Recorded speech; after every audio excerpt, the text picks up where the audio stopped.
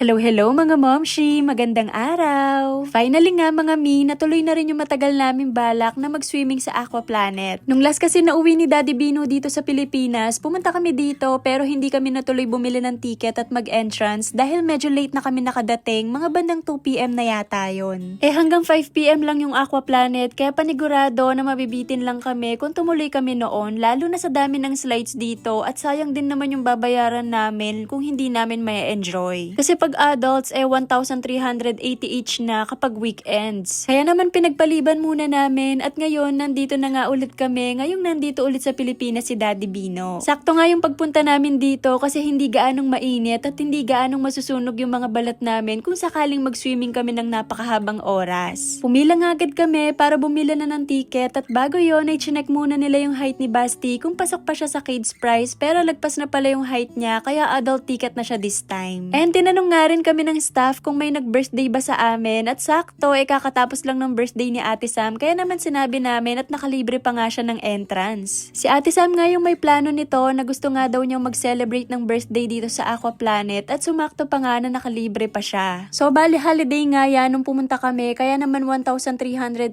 each yung siningil sa amin pero kung weekdays naman ay tag 1,180 lang per person. Nag-avail na nga rin pala kami ng locker para dito na lang namin ilagay yung mga importanteng gamit namin at sa pagkakaalala ko nasa 400 yata yung maliit na locker at yung maliit na lang yung kinuha namin kasi kasya naman dun yung mga dala namin. Bumili nga din pala ako ng waterproof case sa store nila para hindi mabasa yung phone ko at medyo may kamahalan nga lang kasi nasa 500 plus yung presyo nito pero feeling ko matibay naman siya. Una nga naming sinubukan na itong spiral slide na pangdalawahan at kumuha nga muna kami ng salbabida at bago nga kami umakyat tinimbang muna kami ni Daddy Bino tapos all goods naman kaya ayun umakyat na din kami. Parang sa pag-akyat pa nga lang pagod na kasi ang taas nang dapat akyatin tapos may dala-dala ka pang salbabida na napakabigat. Pero nakailang ulit kami dyan kasi sinubukan namin yung iba't ibang kulay na slides at di naman masyadong halata na na-enjoy ko talaga yung slide. Nung una, medyo kabado pa ako kasi may takot talaga ako sa mga ganyang rides. Ewan ko ba, na-develop ko na lang yun simula nung nagkaanak ako. Natakot ako sa mga heights, tapos sa mga extreme rides tulad nito. Pero ngayon nga, halos na-overcome ko na. Nung na-feel ko na nakaka-enjoy naman yung slide, okay na din yung pakiramdam ko at gusto ko na nga nang ulit-ulitin pa. Pagkatapos nga namin, sinubukan naman namin itong Super Bowl kung tawagin nila. At paakyat pa lang kami, literal na nanginginig na talaga yung tuhod ko kasi alam kong super extreme na to. Sa laki ba naman nung slide? Pero ang kinaibahan nga niya sa ibang slide 4 kami sa iisang salbabida kaya medyo nakalma ako ng konti. Wala kaming video nung mismong slide namin kasi nakuhanan ko lang yung langit. Doon natapat yung camera sa sobrang kaba ko. Sa sobrang extreme nga niya, para ako nahulog sa mataas na building tapos humiwalay talaga yung kaluluwa ko sa sobrang takot.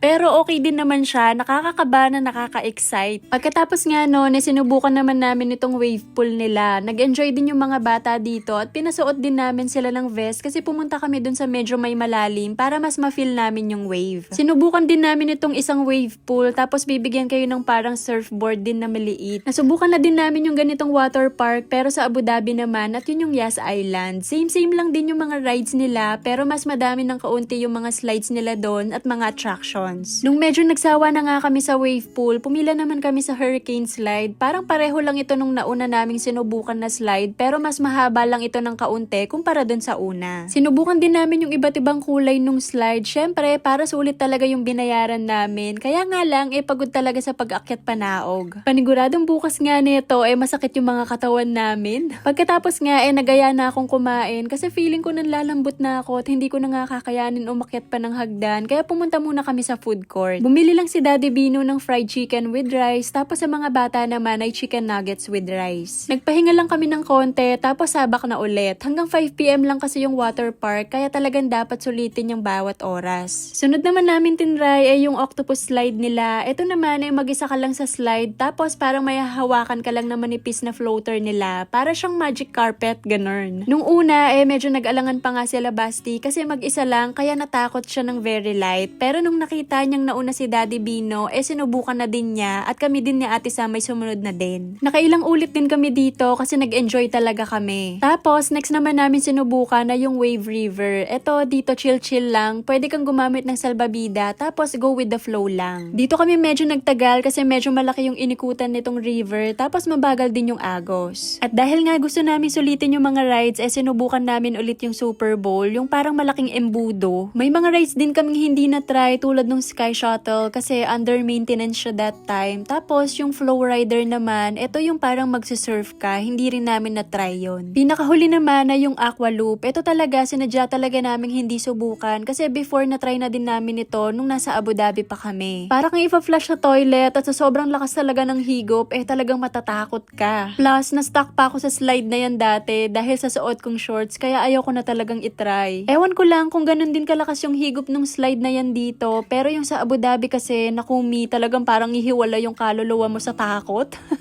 Then, nung 5 p.m. Uwian na. Pagod na pagod nga yung mga katawang lupa namin. Pero sobrang nag-enjoy talaga kami, lalong-lalo na yung mga bata. Yun lang, Momshi. Bye!